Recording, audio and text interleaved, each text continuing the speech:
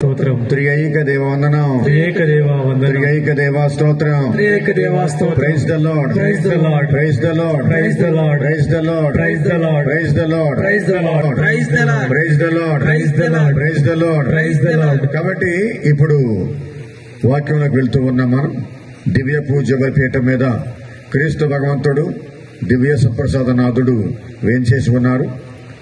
మనం ఆయన ముందు ఉన్నాం అనే విషయాన్ని మాత్రం మర్చిపోకుండా చాలా చక్కగా దీవెనకరంగా ఉండాలి. మన విచారణ గురువులు జీవరత్నం ఫాదర్ గారు మన విచారణను ఎంతో చక్కగా నడిపించడం కోసం ఈ కూటమిని ఏర్పాటు చేయడం జరిగింది. చాలా సంతోషం, ఆనందం. గట్టిగా చప్పడగొట్టండి జీవరత్నం ఫాదర్ గారికి ఒకసారి. చాలా సంతోషం. సో కాబట్టి బైబిల్ గ్రంథములో మనం చూస్తూ ఉన్నప్పుడు బైబిల్ గ్రంథం అంతా కూడా మంచివాళ్ళు ఉన్నారు, చెడ్డవాళ్ళు ఉన్నారు. దేవునికి విధేయత చూపించిన వాళ్ళు ఉన్నారు, దేవునికి వ్యతిరేకంగా జీవించిన వాళ్ళు ఉన్నారు. దేవుని కట్టడలు ఆచరించిన వాళ్ళు ఉన్నారు, అతిక్రమించిన వారు ఉన్నారు. దేవుని సంతోషపెట్టినటువంటి ప్రవక్తలు ఉన్నారు, బాధ పెట్టిన వారు కూడా ఉన్నారు బైబిల్లో. అయితే ఎందుకని భగవంతుడు బైబిల్ గ్రంథకర్తల ద్వారాగా చెడ్డవాళ్ళను కూడా బైబిల్ గ్రంథంలో జాయిన్ చేశారు, చేర్చారంటే ఆ చెడ్డవాళ్ళను చూసి మనం వారిలాగా ఉండకుండా మార్గాన్ని సరిచేసుకోవడానికి దేవుడు మనకు ఒక చక్కనటువంటి మార్గాన్ని చూపిస్తూ ఉన్నాడు. అలాగే నీతిమంతులు కూడా దేవుడు బైబిల్ గ్రంథంలో రాసిపెట్టి ఉంచారు. ఎందుకని మనం ఆ విధంగా ఉండకూడదు, వీళ్ళలాగా ఉండాలి. చెడ్డవాళ్ళలాగా ఉండకూడదు, మంచివాళ్ళలాగా ఉండాలి అనేటువంటిది మనకు నేర్పిస్తూ ఉన్నారు. సో కాబట్టి ఈరోజు మనమందరం కూడా కొద్దిసేపు వాక్యాన్ని ధ్యానించడానికి ప్రయాసపడుతూ ఉన్నాం. ముందుగా మనం ప్రియబిడ్డలారా, సహోదరి సహోదరులారా, ఒక 3 విషయాలను జ్ఞాపకం చేసుకుందాం, మనసులో భద్రపరచుకోవాలి. ఏంటా 3 విషయాలు అని అంటే ప్రియబిడ్డలారా, పాత నిబంధన గ్రంథంలో దేవుడు ఎన్నిక చేసుకున్నటువంటి ఇశ్రాయేలు ప్రజలకు భగవంతుడు చక్కనైనటువంటి జీవన వసతిని అనుగ్రహించాడు. ఇశ్రాయేలు ప్రజలకు చక్కని జీవన వసతి, వారు జీవించడానికి, వారు అభివృద్ధి చెందడానికి, వారి యొక్క జీవన మనుగడ కొనసాగించడానికి దేవుడు ఇశ్రాయేలు ప్రజలకు కావలసినవన్నీ కూడా అనుగ్రహించారు. మోషే ప్రవక్త తన జీవితంలో ఆఖరి గడియలో ఇశ్రాయేలు ప్రజలకు ఒక చక్కని సందేశాన్ని అందిస్తూ ఉన్నాడు. దానికి ముందుగా తీసుకోండి, ద్వితీయోపదేశకాండము 30వ అధ్యాయము 15వ వచనం చదవండి. 30వ అధ్యాయం 15వ వచనం. జీవమును, మేలును, కీడును, మరణమును నేడు నేను మీ ముందుట ఉంచుచున్నాను. ఈనాడు నేను మీకు విధించిన ప్రభుని యొక్క ఆజ్ఞలు పాటింతురేని ఆయనను ప్రేమించి ఆయనకు విధేయులై ఆయన శాసనములెల్లా నెరవేర్తురేని మీరు పెంపు చెంది పెద్ద జాతిగా విస్తరిల్లుదురు. మీరు స్వాధీనము చేసుకొనబోవు నేల మీద ప్రభువు మిమ్ము దీవించును. కాని మీరు ప్రభువును విడనాడి ఆయన మాట నిరాకరించి అన్య దైవములను పూజింతురేని తప్పక నశింతురని నేడు నేను నొక్కి ఒక్కాణించున్నాను. గట్టి చప్పబడిన దేవునికి ఒకసారి. మోషే ప్రవక్త తన జీవితంలో, తన సుదీర్ఘమైన జీవితంలో 5 సుదీర్ఘమైన ప్రసంగాలు చేశాడు. మోషే ప్రవక్త 5 సుదీర్ఘమైన ప్రసంగాలు, ఆదికాండం నుంచి, నిర్గమకాండం నుంచి, లేవీకాండం నుంచి, సంఖ్యాకాండం నుంచి, ద్వితీయోపదేశకాండము, ఈ 5 గ్రంథాలలో మోషే ప్రవక్త సుదీర్ఘమైన ప్రసంగాలు 5 చేశాడు ఆయన. ఈ 5 ప్రసంగాల్లో ఇది ఆఖరి ప్రసంగం, ఆఖరి సందేశం. తన జీవితము అంతమైపోయేటువంటి చివరి దశలో ఇచ్చిన ప్రసంగం ఇది. సూచన ప్రసంగం, ఏ కైండ్ ఆఫ్ వార్నింగ్ ఇది ఇశ్రాయేలు ప్రజలకు. ఏమంటూ ఉన్నాడు? ఇదిగో మీరు ఇశ్రాయేలు దేశంలోకి వెళ్తూ ఉన్నారు, పాలస్తీనా దేశంలోకి వెళ్తూ ఉన్నారు. అక్కడ పాలు తేళ్లు ప్రవహిస్తేటువంటి దేశం అది, సస్యశ్యామలమైన దేశం అది, విస్తారమైన పంటలు ఉంటాయి. కాబట్టి మీరు ఆ దేశంలోకి వెళ్ళిన తర్వాత, ఆ విస్తారమైనటువంటి పంటలు చూసిన తర్వాత, ఆ సుఖభోగాలకు అలవాటు పడి పంట చేతికి వచ్చిన సమయంలో కష్టాలనేవి మీ దగ్గర రానేయకుండా దేవుడు చూస్తూ ఉన్నాడు. కాబట్టి మీరు అన్య దైవం యొద్దకు వెళ్ళవద్దు, యావే ప్రభుని విడనాడవద్దు, యావే ప్రభునికి దూరం కాకండి, దగ్గరగా ఉండండి. ఎప్పటి వరకు భగవంతుడికి మీరు దగ్గరగా ఉన్నారు, ఇక ముందు మీ జీవితం మీరే జీవించాలి. ఈ 40 సంవత్సరాలేమో యావే దేవుడు పగల మేఘస్తంభంలాగా రాత్రి అగ్నిస్తంభంలాగా మిమ్మల్ని నడిపించుకుని వచ్చాడు. ఆయన మిమ్మల్ని కంటికి రెప్పలా చూసుకున్నాడు. ఆయన ఒక తల్లిలాగా ఒక తండ్రిలాగా మిమ్మల్ని లాలించారు, పాలించారు ఆయన ఎడారిలో. కాబట్టి ఇక నుండి కూడా మీ జీవితాన్ని మీరు జీవించబోతున్నారు. జాగ్రత్త. ఈ సంపాదన చూసి, ఈ డబ్బులు చూసి, ఈ సుఖభోగాలను చూసి మీరు దేవుడిని ఉచితాను కృపను అనుగ్రహించాడు భగవంతుడు. ఉచితముగా అనుగ్రహించాడు కొన్ని వరాల్ని, స్వేచ్ఛగా. అనంతమైనటువంటి దీవెనలివి. ఏంటా దీవెనలవి? మనం చూసేటువంటి ఈ ప్రపంచము, ఈ విశ్వం అంతా కూడా జీవించడానికి 5 అనుగ్రహాలు ఇచ్చాడు భగవంతుడు ఈ విశ్వానికి, ఈ ప్రపంచానికి. అది క్రైస్తవులే కావచ్చు, అది హైందవులే కావచ్చు, అది ముస్లింసే కావచ్చు, యూదులే కావచ్చు, బౌద్ధులే కావచ్చు, జైనులే కావచ్చు, ఎవరైనా కావచ్చు, అందరికీ కూడా, జంతువులకి, ప్రాణులకి, పక్షులకి, మనుషులకి అందరికి కూడా 5 ఉచితాను కృపను అనుగ్రహించాడు. అనంతమైన కృపలు. అవి ఏంటంటే పంచభూతాలు. ఏంటవి? పంచభూతాలు. పంచభూతాలు అంటే ఏంటి? ఆకాశము, భూమి, గాలి, నీరు. ఈ 5 కూడా పంచభూతాలు, అనంతమైనటువంటి పంచభూతాలు ఇవి. ఉచితాను కృప. ఇవన్నీ కూడా కొనుక్కోకుండా దేవుడు మనకి ఇచ్చారు మనం బ్రతకడానికి.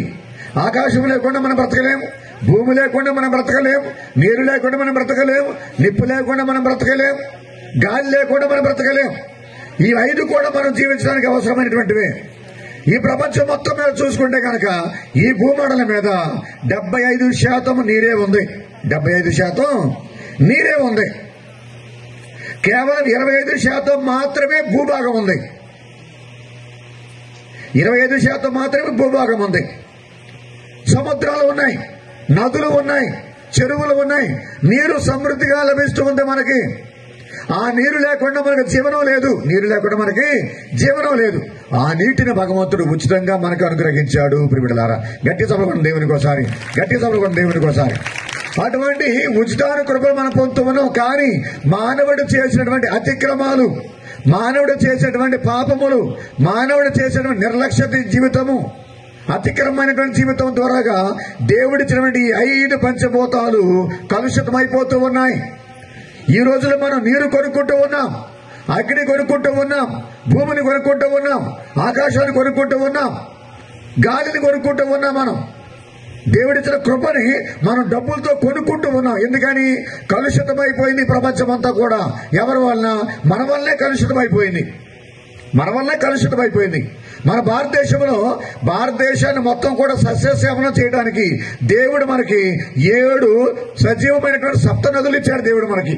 భారతదేశం మొత్తానికి కూడా చక్కగా ఆ నీళ్లన్నీ కూడా ప్రవహించి అనేక రాష్ట్రాలకు ఉండగా పంటలు బాగా పండేలాగా, పశువులు బాగా జీవించేలాగా, మనం చక్కగా జీవించేలాగా దేవుడు ఏర్పాటు చేస్తూ ఉన్నాడు. ప్రియులారా, సహోదరి సహోదర. అలాగే ఇశ్రాయేలు దేశము కూడా సస్యశ్యామలంగా ఉండటం కోసం, ఇశ్రాయేలు ప్రజలు కూడా చక్కగా బ్రతకడం కోసం, ఇశ్రాయేలు ప్రజలు కూడా ఏ లోటు లేకుండా జీవించడం కోసం దేవుడు అక్కడ ఇశ్రాయేలు దేశంలో, పాలస్తీనా దేశంలో చక్కని నీటి వసతిని అనుగ్రహించాడు. చక్కని నీటి వసతిని యావే దేవుడు అనుగ్రహించాడు పాలస్తీనా దేశంలో. ఇప్పుడు మేమందరికీ చెప్పగలిగేది చెప్పేది ఏంటి? There are 3 kinds of water in the holy land of Palestine.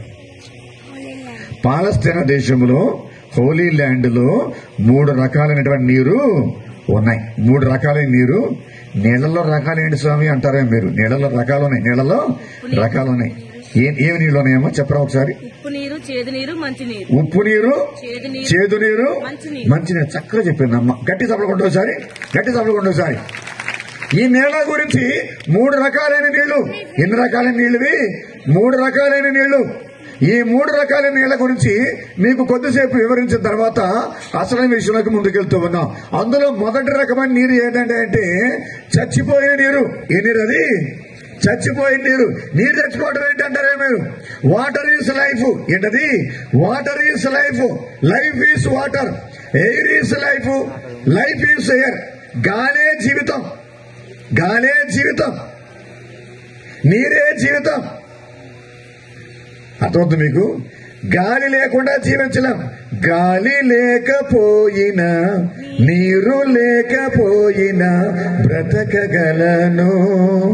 నీవు లేక నేను బ్రతకలేనయ్యా, నీవు లేక నేను బ్రతకలేనయ్యా. కాబట్టి గాలి లేకుండా మనము కొద్ది రోజులు బ్రతకగలమేమో, కొద్ది నిమిషాలు. నీరు లేకుండా కొద్ది రోజులు బ్రతకగలమేమో, కానీ భగవంతుడు లేకుండా మనం కొద్ది క్షణం కూడా బ్రతకలేమనేటువంటిది వాస్తవం ప్రియమైనది. కాబట్టి ఈ నీరు అనేది చాలా ముఖ్యమైనటువంటి అంశం. మన దేహంలో కూడా, మన బాడీలో కూడా 75% నీరే ఉంది. మన బాడీలో, మన శరీరంలో, మన బ్రెయిన్ అంతా కూడా 93% నీళ్లతోనే నింపబడి ఉంది. మన మెదడు 93% నీళ్లతో నింపబడి ఉంది. దిస్ ఇస్ కాల్డ్ వాటరింగ్ అంతా కూడా. కాబట్టి మన దేహం అంతా కూడా నీరే. ఆ నీరు కొంచెం ఎక్కువైనా కానీ ఇబ్బంది, కొంచెం తక్కువైనా ఇబ్బంది. వేడి కొంచెం ఎక్కువైనా ఇబ్బంది, వేడి కొంచెం తక్కువైనా ఇబ్బంది. వేడి కొంచెం ఎక్కువైతే ఏమవుతుంది? 100 వచ్చేస్తుంది, జ్వరం వచ్చేస్తుంది. 100 జ్వరం ఎంత ఉంది? 101. జ్వరం ఎంత ఉంది? 105. జ్వరం ఎంత ఉంది? 104 అని డాక్టర్ గారు థర్మోమీటర్ పెట్టి చూసి చెప్తారు, మందు వెళ్ళిస్తారు. ఆ వేడి అనేది తగ్గుద్ది, ఆ వేడి అనేది తగ్గుద్ది. ఈ విధముగా నీరు యావే భగవంతుడు ఇశ్రాయేలు ప్రజలకు ఏంటది? నీరు మరణించిన నీరు ఇస్తూ ఉన్నాడు. Dead water, deadly water. దాన్ని ఏమంటామంటే మృత సముద్రం. ఏమంటుందని? మృత సముద్రము, డెడ్ సీ. ఇశ్రాయేల్ దేశంలో మరణించేటువంటి సముద్రం ఒకటి ఉంది, మరణించిన సముద్రం. అందుకని ఒక చక్కని పాట ఉంది, నీరులాగా ఉంటాయి కానీ ఆ నీటిలో మాత్రం జీవం ఉండదు. ఒక చక్కని పాట, జీవించుచున్నవన్న. ఇక్కడ రావయ్య ప్రసాద్. జీవించుచున్నవన్న పేరు ఉన్నది, మృతుడవే మృతుడవే. జీవించుచున్నవన్న పేరు ఉన్నది, మృతుడవే మృతుడవే. మొదటి నీరేమో చనిపోయిన నీరు, ఉపయోగం లేని నీరు, నిరుపయోగమైన నీరు, ఉప్పుతో నిండిన నీరు, మన జీవనానికి ప్రమాదకరం. అది మనకి ఎటువంటి పరిస్థితుల్లో కూడా ఉపయోగపడదు. అది మొదటి నీరు, డెడ్ సీ వాటర్. రెండోది అంటే ఏంటి? ద గల్లియన్ సీ వాటర్, గల్లియ సముద్రపు నీరు. అదేమో ఉపయోగం లేదు, ఇదేమో ఉపయోగం ఉంది. అందులో జీవం లేదు, ఇందులో జీవం ఉంది. అందులో మనుషులు బ్రతకడానికి ఉపయోగం లేదు, ఇందులో మనుషులు బ్రతకడానికి ఉపయోగం ఉంది. మూడో రకమైన నీటికి వచ్చేస్తున్నా. ఆ మూడో రకమైన నీరు ఏంటంటే, ఒకటేమో ఉప్పు నీరు, ఇంకోటేమో మంచి నీరు. ఇంకో మూడో రకమైన నీరు ఏంటంటే పవిత్రమైన నీరు. ఏంటది? పవిత్రమైన నీరు, హోలీ వాటర్. ఏం వాటర్ అది? Holy water. చెప్పండి, praise the Lord, praise the Lord, praise the Lord, praise the Lord, praise the Lord, praise the Lord, praise the Lord, praise the Lord. మూడో రకమైన నీరు ఏంటంటే పవిత్రమైన వాటర్. అది పవిత్రమైన నీరు. అది ఎందుకు పవిత్రమైన నీరు అయ్యిందంటే, ఆ నీటి సరస్సు పేరు ఏంటంటే యోర్దాను నది నీరు. ఏంటది? యోర్దాను నది నీరు. ఈ ప్రపంచంలో ఉన్నటువంటి నదులన్నింటిలో కూడా బాగా ఎక్కువ పొడవైనటువంటి నది ఏదంటే ఈ యోర్దాన్ నదే. ఈ యోర్దాన్ నదే. ఇక్కడ మనం ఒక విషయం గమనించాలి. ఈ మృత సముద్రంలోకి నీటిని, ఈ గల్లియా సముద్రంలోకి నీటిని, ఈ రెండు సముద్రాలకి నీటిని సప్లై చేసేటువంటి నది ఏదంటే ఈ యోర్దాన్ నదే. ఈ యోర్దాన్ నది మృత సముద్రంలోకి నీటిని, కొంత నీటిని, గల్లియా సముద్రంలో కొంత నీటిని సప్లై చేసిన నది ఇది, ఈ యోర్దాన్ నది. ఎందుకని ఇది పవిత్రమైనది? ఎందుకని ఇది పవిత్రమైనది అని అంటున్నామంటే, పాత నిబంధన గ్రంథంలో ఇశ్రాయేలు ప్రజలు పాలస్తీనా దేశాన్ని, ఇశ్రాయేలు దేశాన్ని ఆక్రమించేటువంటి క్రమంలో యెరికో నగరం అనేది యోర్దాన్ నది ఒడ్డున ఉంది. అటుపక్క ఆ యెరికో నగరాన్ని ఆక్రమించాలంటే యోర్దాన్ నదిని దాటాలి. ఉధృతంగా ప్రవహిస్తూ ఉంది. యెహోషువ నాయకత్వంలో ఇశ్రాయేలు ప్రజలు ఈ పాలస్తీనా దేశం మొత్తం కూడా ఆక్రమించడానికి సిద్ధపడుతున్న సమయంలో యోర్దాన్ నదిని దాటాలంటే ఏదో ఒక అద్భుతం జరగాల. ఆనాడు మోషే గారి యొక్క నాయకత్వంలో ఎర్ర సముద్రాన్ని 2 పాయలుగా చేశాడు యావే దేవుడు. ఎండిన నేల మీద నడుచుకుంటూ వెళ్లారు ఇశ్రాయేలు ప్రజలు. ఎండిన నేల మీద, పొడి నేల మీద నడుచుకుంటూ వెళ్లారు ఇశ్రాయేలు ప్రజలు. ఇప్పుడు యెహోషువ నాయకత్వంలో ఉధృతంగా ప్రవహించేటువంటి యోర్దాన్ నదిని దాటబోతూ ఉన్నారు. అక్కడేమో మోషే గారి చేతిలో కర్ర ఎర్ర సముద్రాన్ని 2 పాయలుగా చేసింది. ఇక్కడేమో యెహోషువ నాయకత్వంలో మరి ఏది ఆ యోర్దాన్ నదిని 2 పాయలుగా చేసిందంటే ఎవరు చెప్తారో చూద్దాం. ములగలంపాడు విచారణ సంఘస్థులు, బైబిల్ బాగా చదివే వాళ్ళు ఎవరున్నారో చూద్దాం ఒకసారి. Let me try. యోర్దాన్ నది 2 పాయలుగా విడిపోయిందంటే ఎందువల్ల అది విడిపోయింది? మీకు ఆల్రెడీ క్లూ ఇచ్చాను నేను. ఎర్ర సముద్రాన్ని మోషే చేతిలో కర్ర అలా నీటి మీద చాచిన వెంటనే తూర్పు దిక్కు నుండి బలమైనటువంటి గాలి వీయటం ద్వారాగా ఆ ఎర్ర సముద్రపు నీరు 2 గోడలుగా నిలిచిపోయింది. ఎండిన నేల మీద పొడి నేల మీద నడుచుకుంటూ వచ్చారు. మరి యెహోషువ నాయకత్వంలో ఈ ఉధృతంగా ప్రవహించేటువంటి యోర్దాన్ నది 2 పాయలుగా ఎలా చీలింది అని అంటే గనక నేనే చెప్పేస్తూ ఉన్నా. ఏంటది? Very good, the ark of the covenant. ఏంటది? The ark of the covenant, దేవుని యొక్క మందసము. దేవుని యొక్క మందసం పగల మేఘ స్తంభంలాగా, రాత్రి అగ్ని స్తంభంలాగా దేవుడు నడిపించాడు 40 సంవత్సరాలు కూడా. ఆ దేవుని యొక్క మందసం అనేది వారికి దారి చూపించింది, వారికి బలమైన ఆయుధంగా ఉంది. అది దేవుని యొక్క నివాసం. అది ఈ రోజున మనం చూస్తూ ఉన్నాగా ప్రతి విచారణ దేవాలయంలో దివ్య సప్రసాద మందసం అనేది ఉంటుంది. ప్రతి విచారణ దేవాలయంలో, తల్లి దేవాలయంలో దివ్య సప్రసాద మందసం అనేది ఉంటుంది. అందులో యేసుక్రీస్తు నివాసం ఉంటున్నారు. దివ్య సప్రసాద నాథుడు అందులో ఉంటున్నారు. పాత నిబంధనలో అదే మందసము. ఆ మందసంలో కొన్ని వస్తువులు ఉన్నాయి, దేవుడిచ్చిన వస్తువులు ఉన్నాయి. మరి ఈ మందసంలో మాత్రం దేవుడే నివాసం ఉంటూ ఉన్నాడు అప్పమ రూపంలో. కొట్టండి గట్టిగా సపోర్ట్లు ఒకసారి, కొట్టండి గట్టిగా సపోర్ట్లు ఒకసారి. ఈ యెహోషువ ఏమని చెప్పారు? లేవీయులారా రండి, దేవుని యొక్క మందసాన్ని మీరు మొయ్యండి, పైకి ఎత్తండి, ఎత్తి ముందుగా మీరు యోర్దాన్ నదిలో అడుగు పెట్టండి. యోర్దాన్ నదిలో మీరు అడుగు పెట్టండి. ఎప్పుడైతే దేవుని యొక్క మందసాన్ని మోసినటువంటి ఈ లేవీయులు, అర్చకులు, దేవుని యొక్క సేవకులు యోర్దాన్ నదిలో అడుగు పెట్టారో ఉధృతంగా ప్రవహించిన యోర్దాన్ నది ఆగిపోయింది, నిలిచిపోయింది. నీరు నిలిచిపోయింది. అక్కడ ఎర్ర సముద్రమేమో నీళ్లు నిలకడగా ఉన్నాయి, నీళ్లు నిలబడి ఉన్నాయి, నీళ్లు ప్రవహించడం లేదు.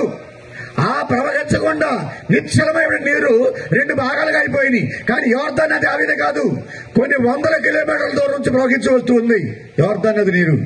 ఇక్కడ ఒకసారి ఆగిపోవడం కాదు, మొత్తం 100 కిలోమీటర్ల నీరు ఆగిపోయింది, నిలబడిపోయింది. తన బిడ్డల కోసం, ఇశ్రాయేలు ప్రజల కోసం దేవుడు చేసిన గొప్ప ఏర్పాటు. కొట్టండి గట్టిగా సభలు దేవుడి కోసం.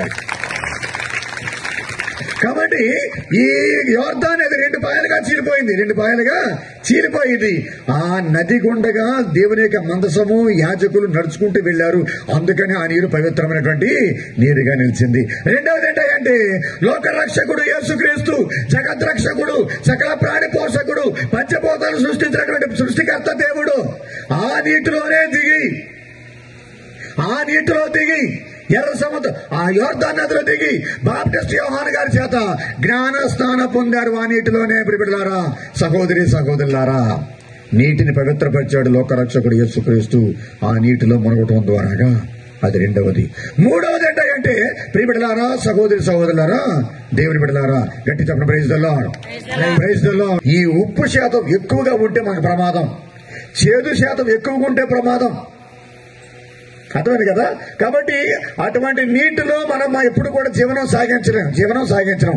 అదేమో మృత సముద్రం, ఉప్పు నీటి సరస్సు, అది ఈ డెడ్ సీ. ఇంకొక నీటి దగ్గరికి వచ్చేస్తూ ఉన్నాం. ఈ నీరు ఏంటంటే చల్లని నీరు, చక్కని నీరు, రుచిగల నీరు, జీవనానికి ఉపయోగపడే నీరు, జంతువులకు ఉపయోగపడే నీరు, పంటలకు ఉపయోగపడే నీరు, మనుషుల జీవనానికి ఉపయోగపడే నీరు. ఆ నీరు ఏంటంటే అది కూడా యెరూషలేములోనే ఉంది, అది కూడా యూదా రాష్ట్రంలోనే ఇశ్రాయేల్ దేశంలో ఉంది. ఆ నీరు ఏంటంటే గలిలయ సముద్రపు నీరు. అది ఏంటది? గలిలయ సముద్రపు నీరు. అది ఒకటేమో మృత సముద్రము, ఉప్పు నీటి సరస్సు, ఎందుకు ఉపయోగపడదు. రెండోదేమో చల్లని చిక్కని చక్కనిటువంటి జీవన నాడికి ఉపయోగపడేటువంటి వాటర్ ఇది, నీరిది. అది ఏ నీరు? అది గల్లియా సముద్రం. మనకి గల్లియా సముద్రం గురించి చాలా సందర్భంలో మనం విని ఉన్నాం. గట్టి చెప్ప praise the Lord, praise the Lord, praise the Lord, praise the Lord, praise the Lord, praise the Lord, praise the Lord, praise the Lord, praise the Lord, praise the Lord, praise the Lord, praise the Lord, praise the Lord. ఈ గల్లియా సముద్రానికి ఇంకా కొన్ని పేర్లు ఉన్నాయి. ఆ గల్లియా సముద్రం కూడా ఇంకా 2 పేర్లు ఉన్నాయి. గెన్నసరేతు సరస్సు అంటారు, తిబేరియా సరస్సు అంటారు. అందుకని లూకాసు సువార్త తీసుకోండి ఒకసారి. లూకాసు సువార్త చదవండి ఒకసారి. 5వ అధ్యాయం 1వ వచనము. లూకాసు సువార్త 5వ అధ్యాయం 1వ వచనం చదవండి అన్న. ఏమా? యేసు ఒక పర్యాయము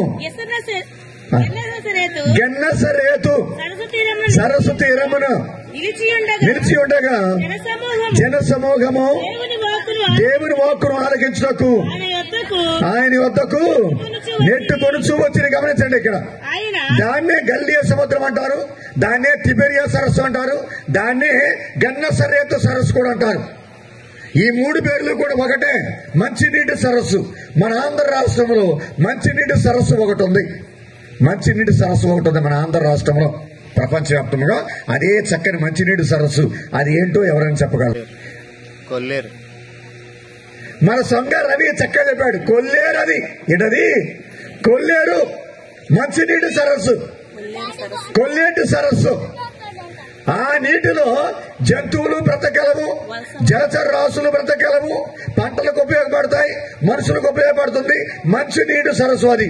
అలాగే ఈ గల్లియా సముద్రం కూడా ఆ గల్లియా సముద్రాన్ని ఆధారంగా చేసుకుని, జీవనాధారంగా చేసుకుని కొన్ని వందల వేల మంది జాలర్లు జీవించేవాళ్ళు. ప్రియులారా, ఆ గల్లియా సముద్రం చుట్టూ కూడా కొన్ని వేల ఎకరాల పంట భూములు ఉన్నాయి. మరి ముఖ్యంగా మనకు అదృష్టం ఏంటంటే యేసుక్రీస్తు తనకున్న 12 మంది అపోస్తలుల్లో 7 చేపలు పట్టే వారినే ఎన్నుకున్న జాలర్ని. ఆ 7 ఎక్కడ చేపలు పట్టేవారు? వాళ్ళు గల్లియా సముద్రమే చేపలు పట్టేవారు. అందుకని ఆ గల్లియా సరస్సు అనేది జీవన నాడికి ఉపయోగపడేది, జీవనాధారమైనటువంటిది. ప్రియులారా, మంచినీటి సరస్సు త్రాగటానికి ఉపయోగపడేది, బ్రతకడానికి ఉపయోగపడేది. అవి మంచినీటి సరస్సు గల్లియా సముద్రం. అందుకని యేసు ప్రభుకి ఇంకో పేరు ఉంది. ఏంటే పేరు? గల్లియా మహాపురుషుడు. వచ్చా పాట మీకు? అరుగో గలిలయ మహాపురుషుండు నాకెన్నో గణ కార్యములు చేసేను. హల్లెలూయా హల్లెలూయా. ఆయనకిది నా హృదయ గానము, ఆయనకిది నా హృదయ గానము. దేవా నిన్ను వ్యక్తిగతముగా మనసారా ప్రేమిస్తున్నాను, ప్రేమిస్తున్నాను. అరుగో గలిలయ మహాపురుషుడు నాకెంతో ఘన కార్యములు చేసెను. హల్లెలూయా హల్లెలూయా. యేసు ప్రభుకి గల్లియా మహాపురుషుడు అనే పేరుంది, యోధా గోత్రపు సింహం అనే పేరుంది, నజరేతు నివాసి యేసు అనే పేరుంది, దావీదు కుమారుడు అనే పేరుంది, ఇమ్మానుయేలు దేవుడు అనే పేరుంది. ఈ విధంగా యేసు ప్రభుకి అనేకమైన పేర్లు. ఆయన గల్లియా మహాపురుషుడు. అందుకని పిలాతు యేసు ప్రభుని తీర్పు తీర్చే సమయంలో కూడా ఒకానొక సందర్భంలో కొంతమంది చెప్పారు యేసు ప్రభుని గురించి. ఏమని చెప్పారు? ధర్మశాస్త్ర బోధకులు, పరిసయ్యులు, ఇతను గల్లియా నివాసి అని ఎప్పుడైతే పిలాతు విన్నాడో వెంటనే ఉలిక్కిపడ్డాడు పిలాతు, భయపడిపోయాడు పిలాతు. ఎందుకని? ఈ గల్లియా సముద్రం అనేది, ఈ గల్లియా నగరం అనేది, ప్రాంతం అనేది హేరోదు రాజు పరిపాలన కిందకు వస్తుంది. హేరోదు రాజు పరిపాలన కిందకు వస్తుంది. మరి ఆయన పరిపాలన కిందకు వచ్చినటువంటి నజరేయుడైన యేసుని నేను తీర్పు తెచ్చడం అనేది సరికాదు అని హుటాహుటిన హేరోదు రాజు దగ్గర పంపిస్తాడు యేసు ప్రభుని పిలాతు గవర్నర్ గారు. గమనించండి. కాబట్టి యేసుక్రీస్తు గల్లియా నివాసి, గల్లియ మహాపురుషుడు. అందుకని ఇప్పుడు గల్లియ సముద్రం గురించి మనం చక్కగా ధ్యానిస్తూ ఉన్నాం. గల్లియ సముద్రం గురించి మనం చక్కగా ధ్యానిస్తూ ఉన్నాం. ఆ నీరు జీవనానికి ఉపయోగపడుతూ ఉంది. ఆ నీరు జంతువులకు ఉపయోగపడుతూ ఉంది, పంటలకు ఉపయోగపడుతుంది. చక్కని నీరు అది, మంచినీటి సరస్సు అది, మంచినీటి సరస్సు. చదవండి ఒకసారి మత్తయి సువార్త 4వ అధ్యాయము 18వ వచనం చదవండి. మత్తయి సువార్త 4వ అధ్యాయం 18వ వచనం. గల్లియ సరస్సు తీరమున యేసు నడుచుచు వల వేసి చేపల పట్టు సీమోనును అతని సోదరుడు ఆంద్రియాను చూచెను. వారు జాలరులు, మీరు నన్ను అనుసరింపుడు మనుషులను పట్టు మిమ్మల్ని మనుషులను పట్టి వారినిగా చేసేది అంటున్నాడు యేసుక్రీస్తు. గట్టి తప్పులు కొట్టేసాయి ఒకసారి, గట్టి తప్పులు కొట్టేసాయి. జస్ట్ ఒక్కొక్కసారి మనం అనలైజ్ చేస్తూ ఉన్నాం, దాన్ని విశదీకరిస్తూ ఉన్నాం. ఒక ప్రక్కేమో మృత సముద్రము, ఇంకో ప్రక్కేమో మంచినీటి సరస్సు. ఈ రెండు సముద్రాలకి, ఈ రెండు జల వనరులకి నీటిని సప్లై చేసేటువంటి యోర్దాన్ నది, నీటిని సప్లై చేసేటువంటి యోర్దాన్ నది. యోర్దాన్ నది మీరు గమనించే ఉంటారు. సిరియా దేశాధిపతి, సిరియా దేశానికి కోశాధికారి నామాను కూడా సిరియా దేశం నుంచి వచ్చాడు కుష్ఠరోగాన్ని పోగొట్టుకోవడం కోసం. ఎక్కడికి వచ్చాడు? యెరూషలేము నగరానికి వచ్చాడు, ఇశ్రాయేల్ దేశానికి వచ్చాడు. ఈ సిరియా దేశపు కోశాధికారి నామాను కుష్ఠరోగం పోగొట్టుకుందామని చెప్పని ఎవరో వాళ్ళ ఇంట్లో పనిచేసే ఒక పని పిల్ల చెప్పిందనమాట. మా ఇశ్రాయేల్ దేశంలో మా దేవుడు ఉన్నాడు, మా దేవుని దగ్గరికి వెళ్తే గనక మా దేవుడు మా గురువు గారి యొక్క కుష్ఠరోగాన్ని నయం చేస్తాడని అని ఒక మాట చక్కగా సాక్ష్యం ఇచ్చిన పిల్ల, ఆ ఇశ్రాయేల్ దేశానికి చెందినటువంటి ఒక పని పిల్ల. ఆ పని పిల్ల మాట విన్నాడు ఈ నామాను. మొత్తం కూడా సామాను సర్దుకుని ఇశ్రాయేల్ దేశానికి వెళ్ళాడు. ఏ ప్రవక్త దగ్గరికి వెళ్ళాడు? ఆయన ఎలీషా దగ్గరికి వెళ్ళాడు. గుమ్మం దగ్గర నుంచిన వెంటనే ఎలీషా కబురు పంపించాడు, నీ వెళ్లి 7 సార్లు యోర్దాన్ నదిలో మునుగు అన్నాడు. యోర్దాన్ నదిలో మునుగు అన్నాడు. ఎలీషా మాట ప్రకారంగా ఈ నామాను యోర్దాన్ నదిలో 7 సార్లు మునిగాడు. 7 సార్లు మునిగినా గాని రూపం మాత్రం మారలా, వ్యాధి మాత్రం పోలా. 8వ మునిగిన వెంటనే ఆ పసిపిల్లవాని యొక్క దేహంలాగా, శరీరంలాగా మారిపోయింది. కొట్టండి గట్టిగా సభలు దేవునికి ఒకసారి. అటువంటి పవిత్రమైన నీరు యోర్దాన్ నది నీరు, అటువంటి స్వస్థతనిచ్చే నీరు యోర్దాన్ నది నీరు, అటువంటి కల్మషం లేని నీరు యోర్దాన్ నది నీరు. కాబట్టి ఈ 3 రకాల నీటిని మనం ధ్యానం చేస్తూ ఉన్నాం. ఇప్పుడు మీకు చెప్పాలనుకున్న విలువైన సందేశం ఏంటంటే, ప్రియబిడ్డలారా, సహోదరి సహోదరులారా, ఈ మృత సముద్రంలోకి నీటిని సప్లై చేసేది యోర్దాన్ నది నీరే. ఈ మంచినీటి సరస్సు గల్లియ సముద్రంలోకి నీటిని సరఫరా చేసేది ఈ యోర్దాన్ నది నీరే. ఒకే రకమైన నీరు 2 సముద్రాలకి నీటిని సప్లై చేస్తూ ఉంది. ఒకే రకమైనటువంటి దివ్య సంస్కారం, ఒకే రకమైనటువంటి దివ్య సంస్కారం, ఒకే రకమైనటువంటి శ్రీ సభ, ఏక కథోలిక అపోస్తోలిక విశ్వవ్యాపితమైనటువంటి కథోలిక శ్రీ సభ.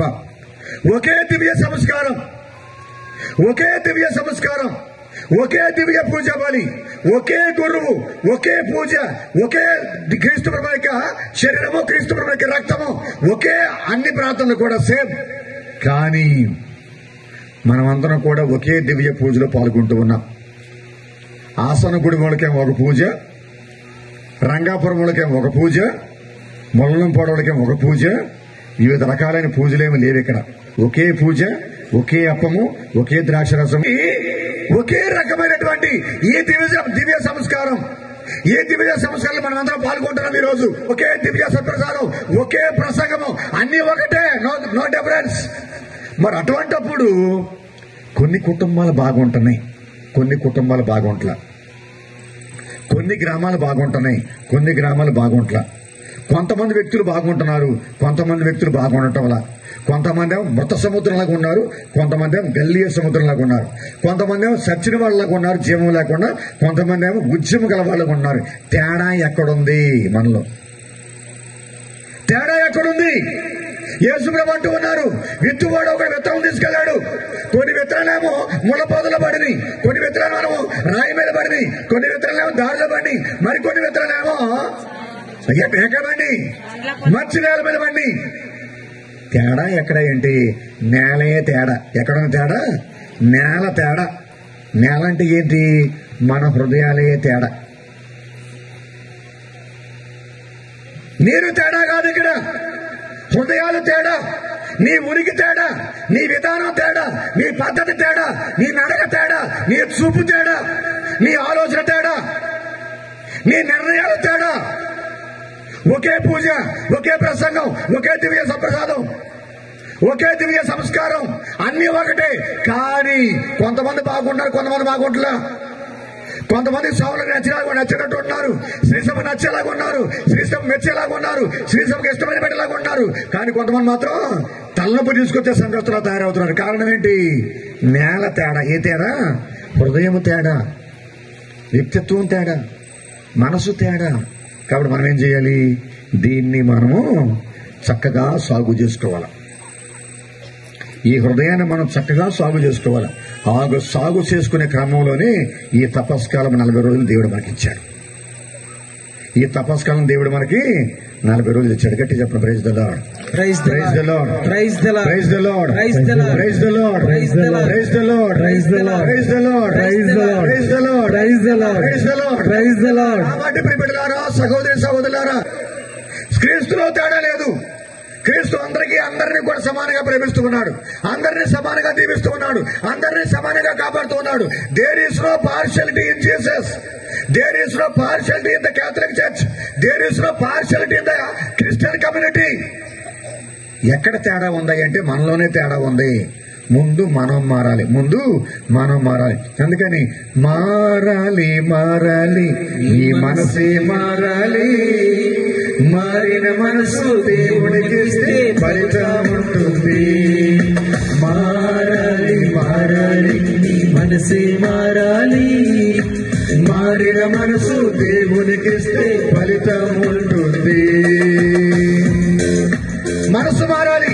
ఏది మారాలి? ఏది మారాలి? మనసు మారాలి.